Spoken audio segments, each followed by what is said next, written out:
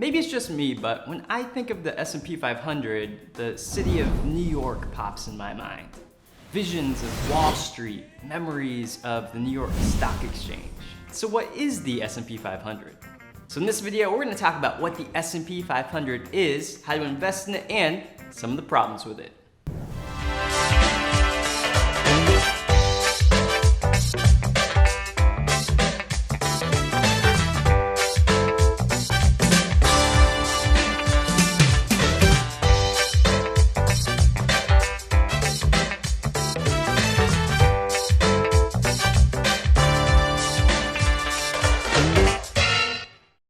So the S&P 500 is old. It's like pretty old. It goes all the way back to 1919 when P.T. Barnum and James Anthony Bailey merged to create Barnum and Bailey's Circus. Actually, yeah, that's the wrong Wikipedia page. The S&P 500 goes all the way back to 1941 when Porres Publishing merged with Standard Statistics Company. Porres published an investor's guide to the railroad industry dating back to 1860. While Standard Statistics Company created its first stock market index consisting of 233 stocks in 1923. So the S&P 500 is an index, and it's based on the top 500 companies in the United States. It actually makes up 70 to 80% of all stocks that trade in the United States. Now, it's based on market capitalization, and if that's a little confusing to you, I think we should first talk about what market capitalization or market cap is. Okay, so here I have a bag of 500 quarters. And yeah, okay, fine. They're not all quarters, but just use your imagination for a second. Come on, guys. So when I started investing, I thought these 500 quarters represented the S&P 500. And meaning that I thought all of the stocks in the S&P 500 were all quarters. A quarter is the same size, it's the same weight, right? And that's what I thought. Every single stock in the entire S&P 500 was a quarter, was the exact same size and weight. Now, what actually turns out, they're not exactly the same weight and size. They look more like this. Pretend that's a different bag. So in this bag of coins, they're not quarters. They're actually all different sizes of coins and different weights, right? They're not the same. So every single coin in here is a different size and a different weight. That's how the S&P 500 is made up. It's based on the market capitalization of the company. So let's dive into here so we can kind of understand that a little bit better. Okay, so we got our two coins here, and funny enough, I picked the largest company in the S&P 500, which is Microsoft, which is represented by this quarter. And here I have Home Depot, which is the 16th largest company in the S&P 500. Now, as I was saying before, when I started investing, I used to think each of these were the exact same size. As in, I thought each stock in the S&P 500 was the same weighting, and it's not. So it turns out, because Microsoft is the largest company in the United States and the largest company in the S&P 500, its weighting is over 6% of the S&P 500. Whereas Home Depot is a lot smaller. It's just over 1% of the S&P 500 that's seen in Home Depot. So as you can see, they're different sizes. They're both stocks that are in the S&P 500, but the larger stock has more weighting. Okay, so how do we understand what market capitalization is using, let's say, Microsoft here? So to find out the market capitalization of Microsoft, we would take the shares outstanding of Microsoft, which is around just over 7.6 billion shares, and we would multiply it by the stock price of Microsoft, which is just over $174 per share. So if we do this, we're going to come up with the market capitalization of Microsoft, which is just over $1.3 trillion. So Microsoft is a giant corporation. It's the biggest company in the entire US stock market. Okay, so the next question is, how big is Home Depot? So we know that Microsoft is $1.3 trillion and some change, right? So how big is Home Depot? Well, Home Depot is $223 billion. That's how big Home Depot is. That's its market cap.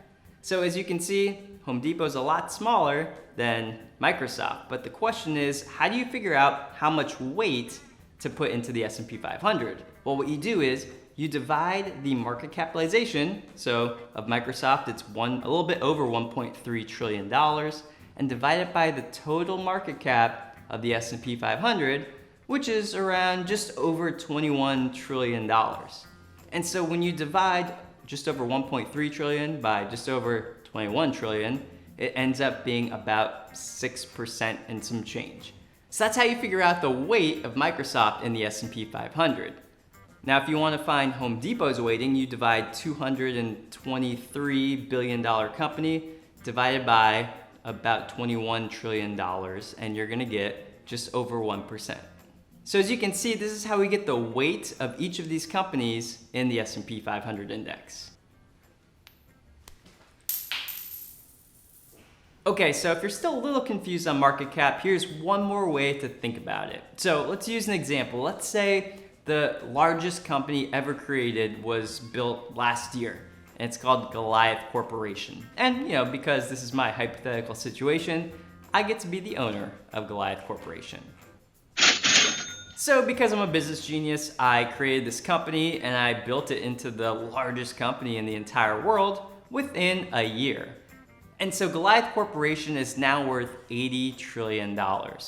Again, business genius. So the $80 trillion company that I created is now way bigger than Microsoft, which used to be the biggest company at $1.3 trillion. So the question is, now what happens to the S&P 500 when my Goliath Corporation is inserted into the index? Well, we know that the S&P 500 index is about $21 trillion.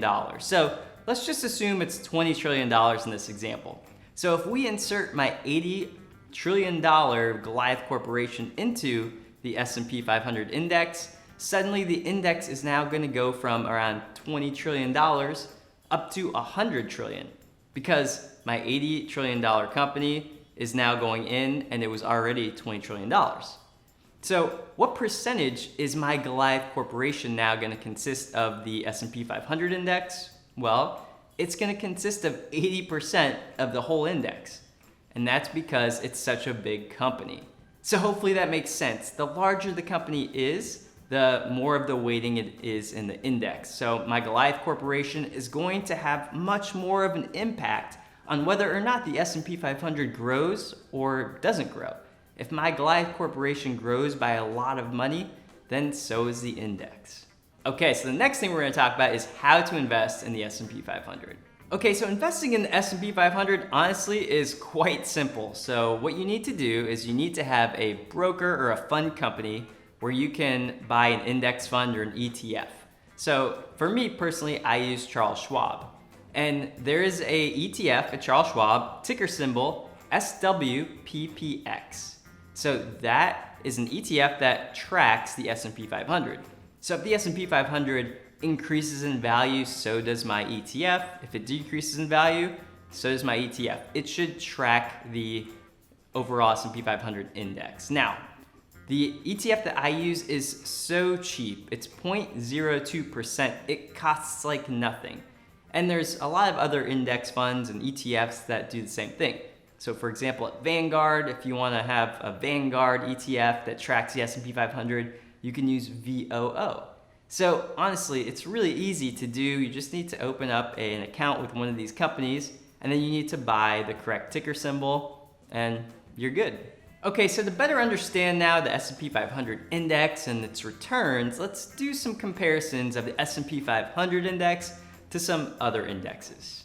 So let's first look at the historical return of the S&P 500 since 2010.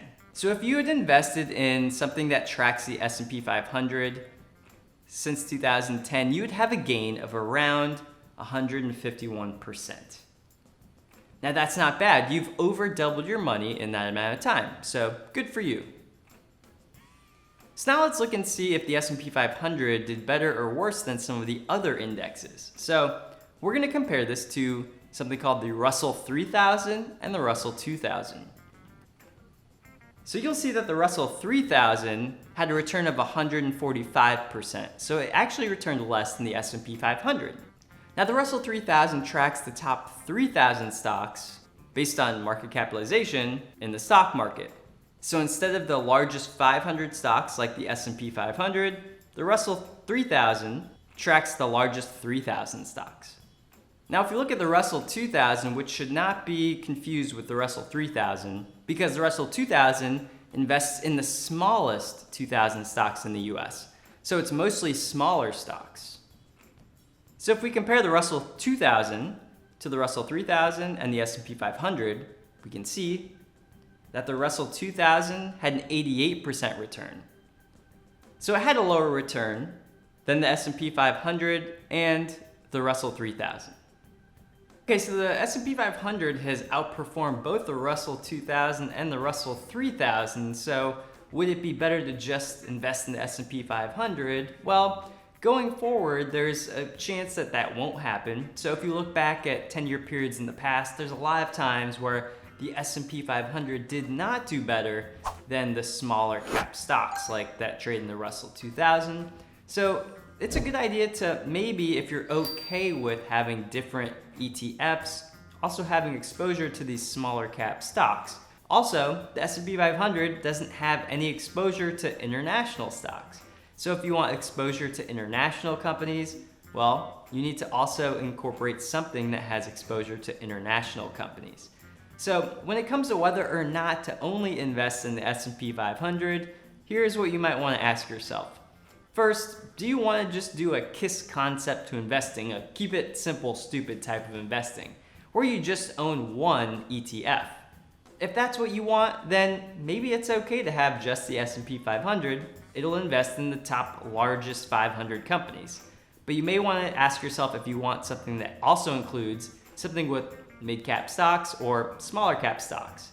So if you want to have just one ETF, like the keep it simple, stupid concept, maybe you want something with some more exposure to the market. So with Charles Schwab, there's something called SWTSX, and that tracks the Russell 3000. So instead of just tracking the top 500 companies in the US, you'll track the top 3,000 and you'll have more exposure.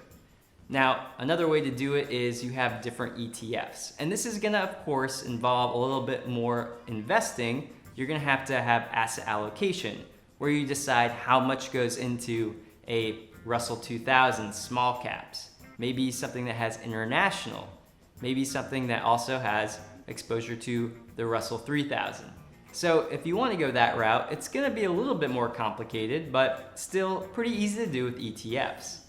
So of course, when it comes to S&P 500, main problem is there's no international exposure and there's no exposure to smaller cap stocks. Okay, so hopefully you learned a little bit about the S&P 500 from this. I hope now you understand a little bit more about market capitalization, market weightings. I hope that you now understand how to invest in the S&P 500, and I hope you understand a little bit about the problems with just investing in the S&P 500. Now, if you like this video, I would really like it if you hit the like button, and if you really like this video a lot and you want to subscribe, seriously, I would love you if you hit the subscribe button. Okay, sorry. So anyway, I hope you learned a lot from this, and we will see you next time.